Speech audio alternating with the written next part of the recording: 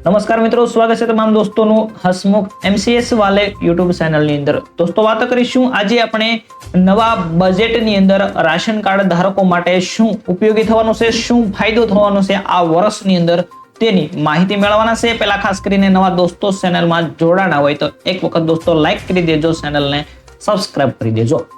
આ વર્ષે કેટલી વખત મફતમાં તમને ખાદ્ય તેલ મળવાનું છે તેની સરકારે મિત્રો બજેટની અંદર જાહેરાત કરી દીધી છે.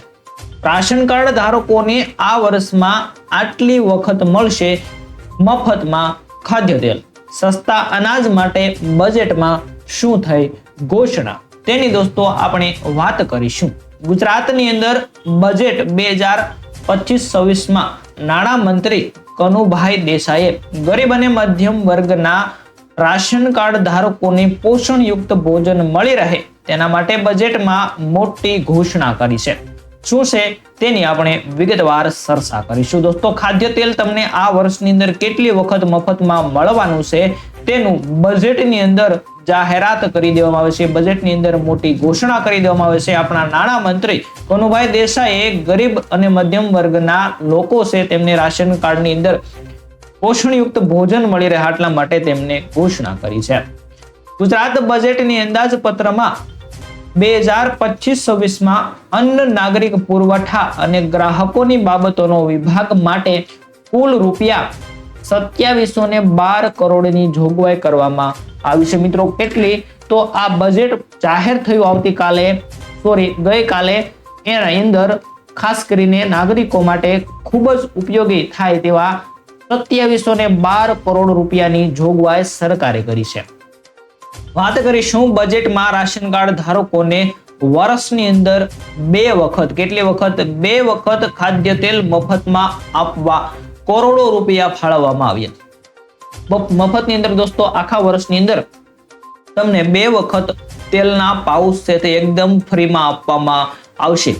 આ ઉપરાંત ખેડૂતો પાસેથી કઠોળની ખરીદી કરવા માટે પણ ટેકાના ભાવ પર બોનસ આપવા માટે ભંડોળ ફાળવવામાં આવ્યું છે. તો ખાસ કરીને ગરીબ વર્ગ માટે સરકારે થોડીક રાહત આપીને ખાસ ઉપયોગી થાય તેવી યોજનાઓ લોન્ચ કરી છે.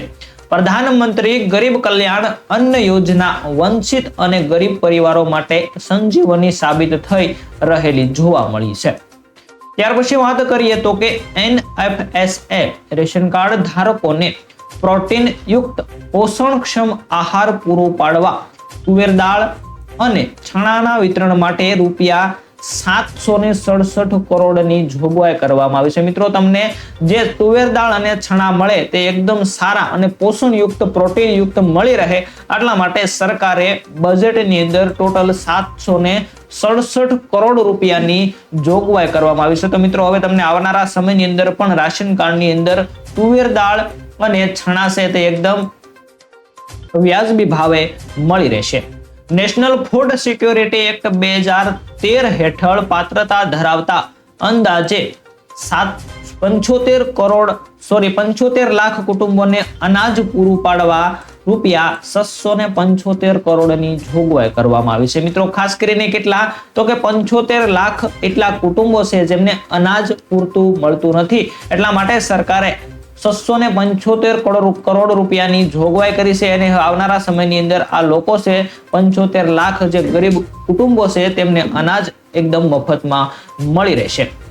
NFSA લાભાર્થી કુટુંબોને વર્ષની અંદર 2 વખત ખાદ્ય તેલ રાહત દરે આપવામાં આવશે. આટલા માટે સરકારે ટોટલ 160 કરોડ રૂપિયાની જોગવાઈ કરવામાં આવી. 2 વર્ષની અંદર 2 વખત તમને મિત્રો તહેવારોની અંદર મફત જે ખાદ્ય તેલનો પાઉચ મળે છે તેના માટે સરકારે 160 કરોડ રૂપિયા છે તે ફાળવ્યા છે. તો હવે મિત્રો આવનારા સમયની અંદર પણ તમને ફ્રીમાં તેલના પાઉચ મળી શકે છે. સૂક્ષ્મ પોષક તત્વો યુક્ત ડબલ ફોર્ટિફાઈડ મીઠું જેને આર્યન પ્લસ આયોડિન યુક્તના વિતરણ માટે 51 કરોડ રૂપિયાની જોગવાઈ કરી છે. મીઠું તમને મિત્રો માત્ર ને માત્ર ₹1 મળે છે.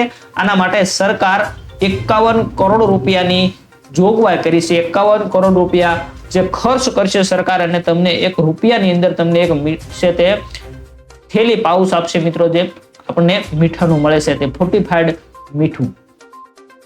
અને દોસ્તો જોઈએ તો ત્યાર પછી આપણે જોઈએ તો કે નાબાર્ડ લોન યોજના છે તેની અંદર 51 ગોડાઉનના બાંધકામ માટે તથા ભારત સરકારની WDRA ની ગાઈડલાઈન મુજબ નાગરિક પુરવઠા નિગમ હસ્તકના ગોડાઉનો માટે કુલ 70 કરોડ રૂપિયાની જોગવાઈ કરવામાં આવી છે. કઈ તો કે ગોડાઉન બનાવવા, જે અનાજનો જથ્થો સંગ્રહ કરવા માટે ગોડાઉન બનાવવામાં આવે તેના માટે લોન છે, નાબાર્ડ લોન, તેની અંદર ટોટલ 70 કરોડ રૂપિયા છે તે ફાળવવામાં આવ્યા છે અને નવા ગોડાઉનો પણ બનાવવામાં આવશે.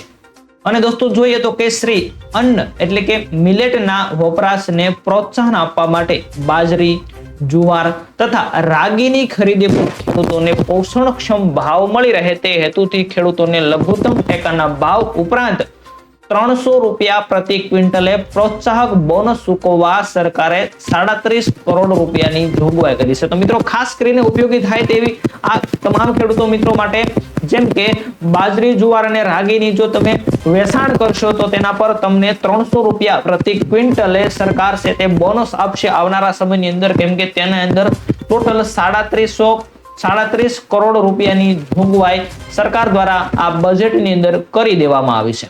તો આપણે ઘણી બધી દોસ્તો વાત કરી છે કે ખાદ્ય તેલ મળશે ફ્રીમાં, ત્યાર પછી કેટલા બધા મીઠાની અંદર તમને કરોડો રૂપિયા ફાળવવામાં આવ્યા છે, ત્યાર પછી છણા છે, ત્યાર પછી તુવેર દાળ વગેરે વસ્તુઓ મળવા પાત્ર છે, જે આવનારા સમયની અંદર પણ હવે તમને મળતી રહેશે, જે એકદમ વાજબી ભાવે મળે છે, તેના તે જ ભાવે મળે છે. તો ખાસ કરીને રેશન કાર્ડ ધારકોને હજુ સુધી કેવાયસી ન કરાવી હોય તો ખાસ કરીને કેવાયસી કરાવી લે અને તેનો મોબાઈલ નંબર આધાર કાર્ડ સાથે લિંક ન હોય તો મોબાઈલ નંબર સાથે લિંક કરાવી લે, જેથી તમને આવનારા સમયની અંદર જે રાશનમાં પૂરતો જથ્થો મળે છે તે જથ્થો તમને મળવાનું ચાલુ રહે.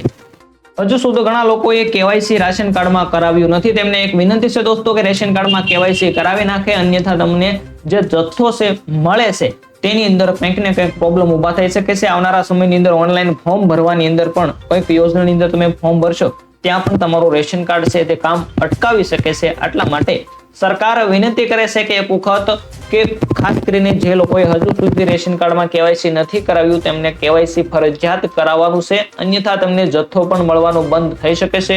કોઈ પણ યોજનાની અંદર લાભ લેવા જશો તો લાભ લેવામાં પણ તમારો લાભ અટકી શકે છે. આટલા માટે ખાસ કરીને આ સરકાર દ્વારા એક વિનંતી કરવામાં આવી હતી. અને આ વર્ષે દોસ્તો આપણને કેટલી વખત ખાદ્ય તેલ મળવામાં પાત્ર છે તેની પણ આજે આપણે વાત કરી છે. અને આ તમામે તમામ વસ્તુઓ જે બજેટ રજૂ થયું ગુજરાત સરકારનું, આ બજેટની અંદર ઉલ્લેખ કરવામાં આવ્યો છે અને આવનારા સમયની અંદર કરોડો રૂપિયા સરકારે મફત રાશન કાર્ડની અંદર ફાળવેલા છે. તો ખાસ કરીને તમામ દોસ્તોને રેશન કાર્ડ ન હોય તો ખાસ કરીને તમારે આજુબાજુનું જે પંચાયત ઓફિસ હોય અથવા તો જે આપણી તાલુકા પંચાયત હોય ત્યાં જઈને નવું રેશન કાર્ડ એપ્લાય કરાવી લેવું, જેથી ફાયદો થવા પાત્ર થશે. તો આથી દોસ્તો આજના વિડીયોની માહિતી. વિડીયો પસંદ આવ્યો તો વિડીયોને એક લાઈક કરી દેજો, ચેનલમાં નવા દોસ્તો જોડાણા હોય તો સબસ્ક્રાઇબ કરી દેજો.